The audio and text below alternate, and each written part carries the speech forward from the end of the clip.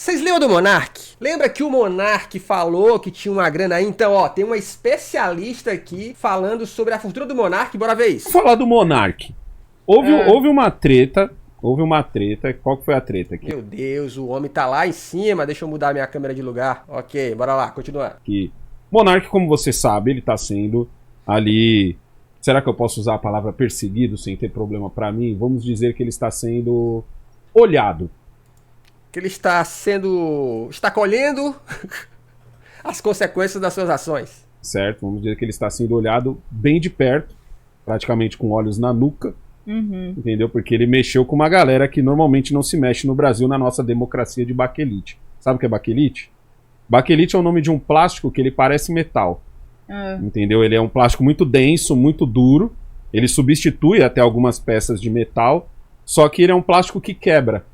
Ou seja, se você pintar ele com um spray metálico, uma pessoa leiga, ela vai dizer que é metal. Ele quase bate fazendo barulho de metal, que ele é muito duro. É para-choque, para-choque? Eu falo que a gente hoje no Brasil, a gente vive uma democracia de baquelite. Parece sólida, mas ela quebra. Sim. Então, constantemente ela vem sendo quebrada. Então, houve uma briga entre do Monark, porque ele perdeu as redes sociais dele. E, tipo assim, a gente achava que o Monark tava com o dinheiro dele, ou em offshore, ou em Bitcoin, mas recentemente a gente soube que ele tinha... Tava no Nubank! Eu vou embora! Não, porque esses caras são gênios, porra. Eles investem em Bitcoin, porra. Aí o cara tá lá no roxinho. Perdido, entre aspas, assim, porque o dinheiro dele tava parece que no Nubank. Eu acho que eu vi por cima isso daí. Como o Monark poderia ter protegido o dinheiro dele?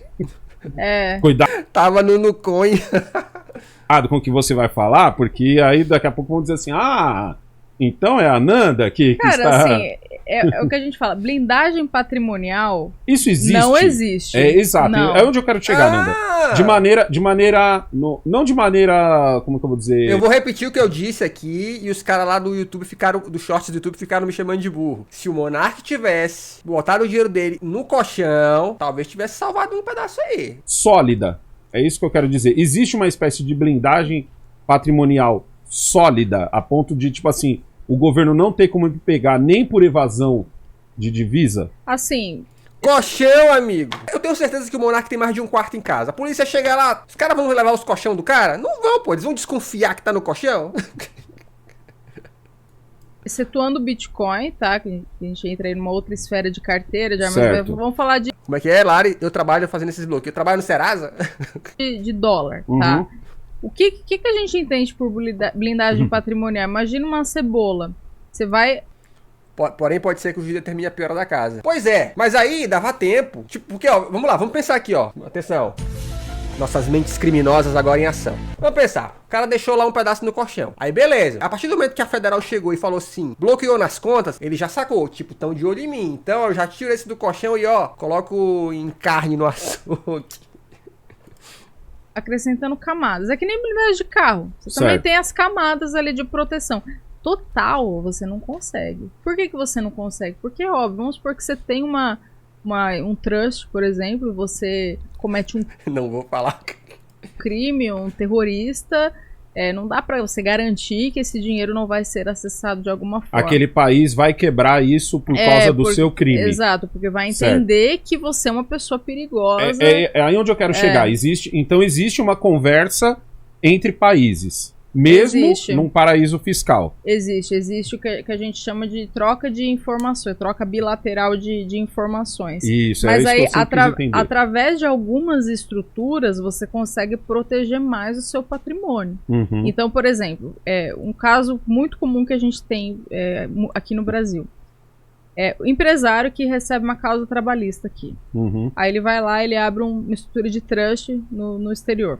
Utilizando um trustee como empresa americana. Ele abriu uma conta lá fora, nos Estados Unidos, para ficar mais fácil de entender. Aí ele toma uma causa trabalhista aqui.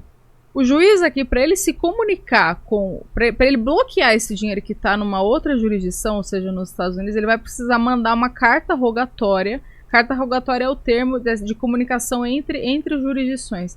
Para os Estados Unidos. A comunicação de juiz para juiz. Isso mesmo. Falando, esse cara tá respondendo um processo tal e eu preciso bloquear esse dinheiro. Uhum. Só que aí que vem o bom senso. Por isso que é subjetivo, a gente não consegue garantir. Porque que nem causa trabalhista nos Estados Unidos não é que nem aqui no Brasil, né? Praticamente não existe. Dizer que não existe, mentira, mas não é que nem aqui que tem essa visão de que o empregado quer sempre ferrar a vida do... O empregador quer sempre ferrar a vida do empregado. Os Estados Unidos... Por que será? Você vai olhar lá, pô, causa trabalhista, ele muitas vezes não reconhece aquela causa. E aí, o que acontece? Não dá nada. Por quê? Porque não é uma causa, assim, que é vista como ameaça, vamos dizer assim, para os Estados Unidos. Eu sei, o que você tá falando é mais ou menos a situação de alguns jornalistas que os caras queriam a prisão deles e os Estados Unidos disseram, não, aqui isso a gente não considera isso crime. Exato. Não, eles estão fazendo confusão. Normalmente o que acontece, até onde a gente vê, tá? Das duas, uma. Coisa número 1, muitas vezes o cara usa como defesa o lance do asilo. Então ele fala, não, ó, eu tô sendo perseguido politicamente. Ele usa esse argumento pra poder ganhar uma folga com a justiça americana. Geralmente é esse rolê que rola pra cacete aí. Ou o cara simplesmente tá fugindo da justiça. A justiça não foi efetivamente lá atrás do cara. Mas em teoria, a legislação a ser respeitada quando um cara comete crime num país é o lugar onde ele cometeu o crime. Agora é claro que se o dinheiro que ele deixou lá nos States tá fazendo bem pra economia americana, aí isso tem uma outra tretazinha, mas que aí é a burocracia. A burocracia tem muito mais a ver com o tempo do que com fazer ou não fazer. Pelo menos fora, né? Exato. Então, mais assim, ou vai menos depender... isso você quer dizer. Vai depender do entendimento. E assim, existem essas estruturas offshore, por que elas protegem mais o patrimônio? Porque você não tá na sua pessoa física, você não tá na sua conta, ele é mais difícil de acessar. Não é, cara, isso aí que eu acho o papinho, sabe? Tipo assim, ó, não, tá num CNPJ, não vão te achar, é claro que vão. Não é a coisa mais difícil do mundo. Em algum momento, vai ter que ter dado de alguém ali, pô. Sabe quem não vai descobrir fácil? Eu e você, talvez, se a gente estiver pesquisando. Mas a federal vai, mano. Até um caso que ficou muito emblemático foi o trust do Eduardo Cunha. Uhum. Que ele foi, e até hoje esse trust não foi desfeito. Né? Isso porque é uma figura pública, um cara que foi investigado. Aí é que ela tá contando uma meia verdade. O Fantástico fez uma reportagem gigantesca sobre o Eduardo Cunha, mostrando os lugares que ele ia, onde ele jantava, o custo que ele tinha nesses lugares. Os caras descobriram tudo isso. Então, de novo, gente, papo, tá? Descobre sim. Até hoje o instrumento não foi desfeito. E tem uma... O dele tava em que país? Na Suíça. Na Suíça, que já tem uma... na Suíça. Já troca uma ideia legal com o Brasil. Mas aí esse é o ponto, ó. Mas e o Eduardo Cunha tá como hoje? Tá de boa? Tá de boinha?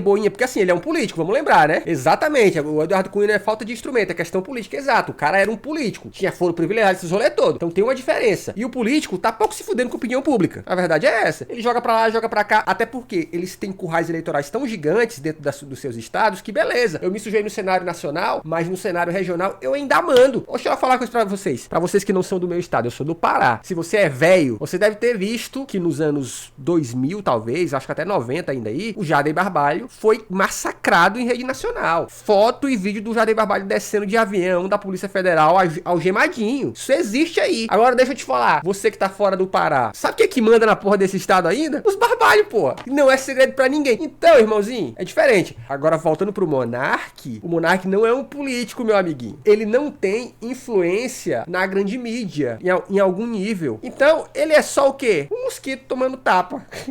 E aí tem até uma conversa dele, acho que foi com o Rica Perrone, não lembro. E ele fala assim, não. Será? Olha com quem foi a conversa, hein, chat? O tempo é um negócio doido, né? Esse recurso não é meu, esse recurso é do trust. O que ele quer dizer? Não, ele disse, eu não sou o dono, eu sou o usufrutuário. Ele inventou uma palavra maravilhosa. O instrumento do trust é isso, é você delegar alguém a administração daquele patrimônio. Então, na teoria, ele não é mais seu.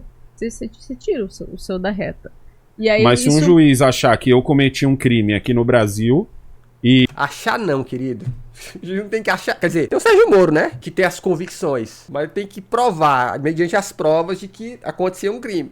E pra escapar, entre aspas, desse crime, eu mandei dinheiro, vamos supor, pras Ilhas Caimã, que é a mais famosa, assim, né? Sim. Pra mim, que sou leigo, é a mais famosa, né? Pra Ilhas Caimã.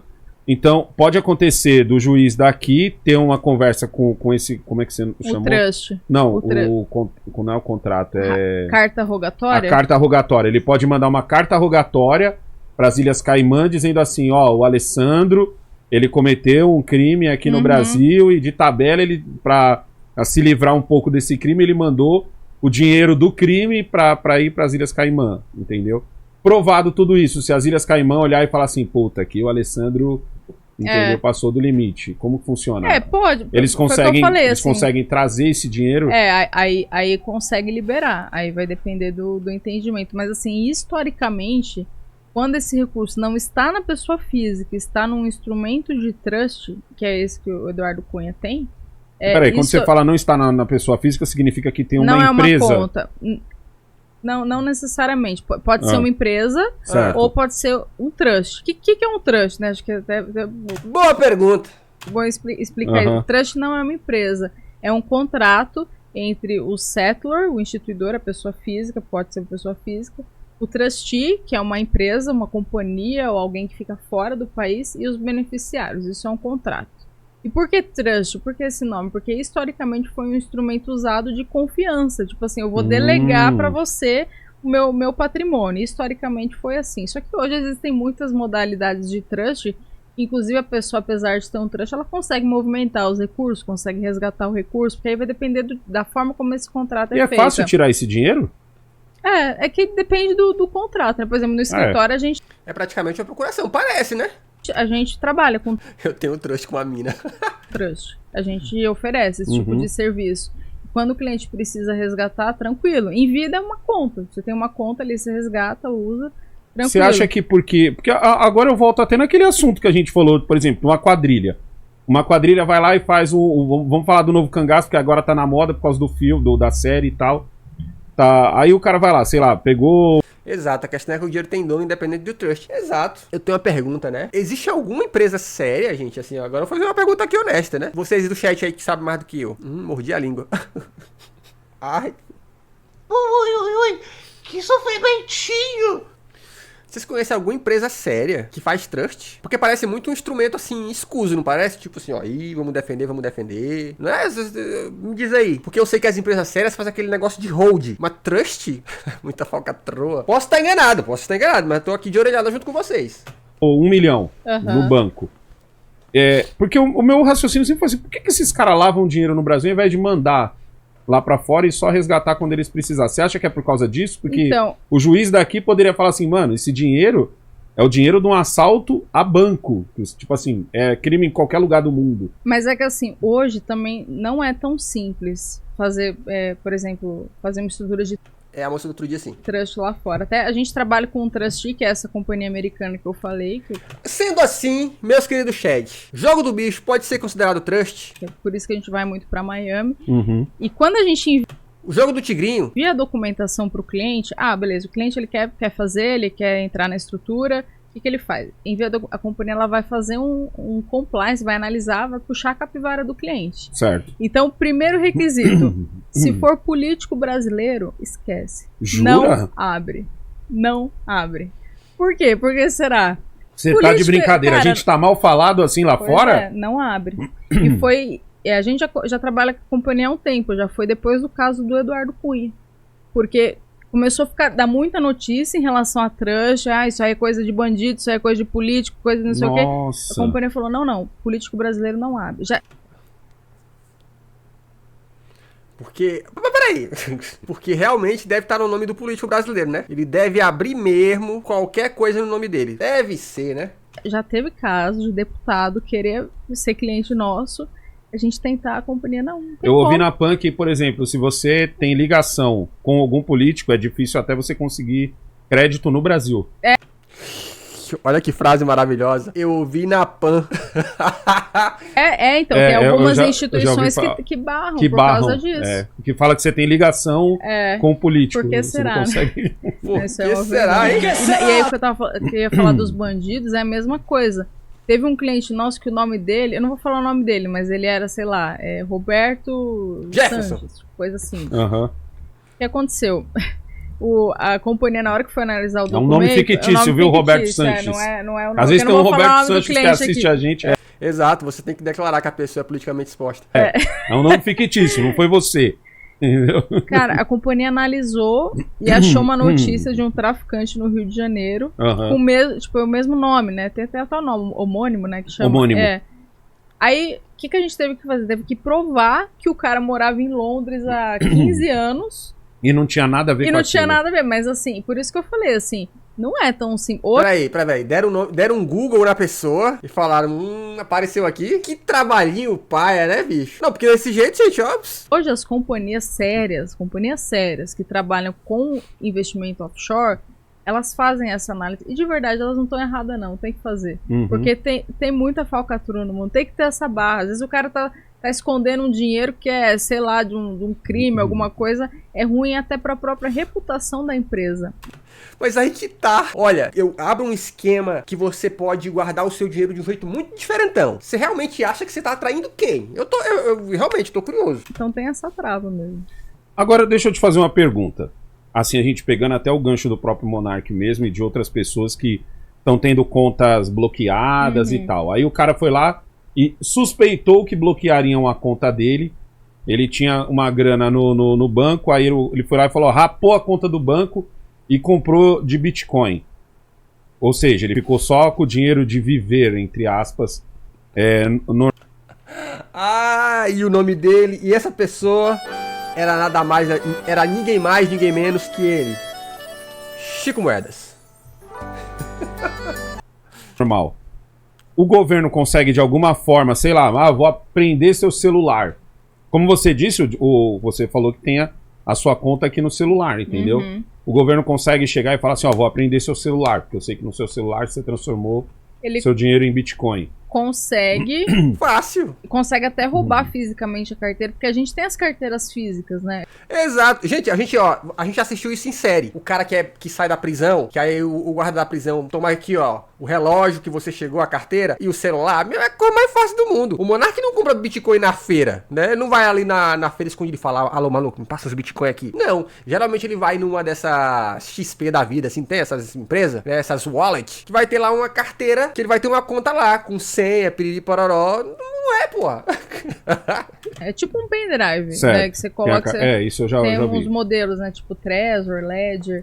O governo consegue pegar a carteira, mas o governo não consegue ter acesso à senha que você. Porque é sua, é uma senha só sua. Aí foda-se, ele pega também e fala, foda-se, vou guardar isso aqui, e aí? Vai morrer com eles. Sim, a gente estende essa conversa pra casos mais extremos, sei lá, o cara aponta uma arma na tua cabeça e fala assim, passa aí sua senha agora, você não vai passar. Ou ele dá uma ordem judicial de você liberar a sua senha. Eu nunca vi acontecer isso na praia. Porque, cara, eu acho que de verdade, assim, político no Brasil, a gente... Não, vamos lá. Se a justiça pode mandar ordem de coisa pra banco, não vai mandar pra exchange, né? Pra carteira do cara. Imagina um Xandão. Ele fala, ó, me dá a senha, senão eu vou te bloquear no Brasil, onde tu já deve ter cliente, tu vai se fuder. E aí? Vou te dar um prejuízo. E aí? Menino... Acho que o cara nem sabe o que é Bitcoin, nem sabe como funciona. Tem uma fala emblemática do Daniel Fraga, não sei se você já viu, que é até engraçado, que ele fala, quero ver mandar bloquear meus Bitcoins. Monark disse a mesma coisa.